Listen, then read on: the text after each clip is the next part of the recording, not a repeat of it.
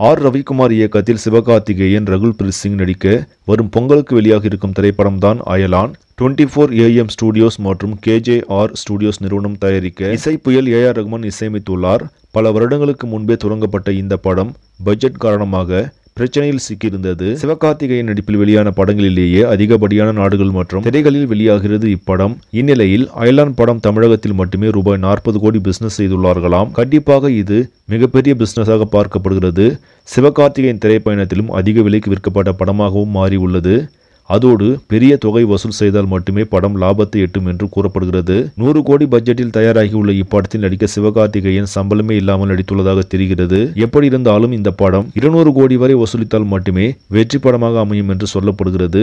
சரி, நம்பர்களே, பார்க்கலாம் படம் வசூல் ரீதியாக வெற்றி பெறுமா என்று. இந்த செய்தி உங்களுக்கு பிடிச்சிருந்தால் லைக் பண்ணுங்க, ஷேர் பண்ணுங்க, மறக்காம நியூஸ் தமிழ் சேனலை சப்ஸ்கிரைப் பண்ணுங்க. அடுத்த வீடியோவில் சந்திக்கலாம். நன்றி.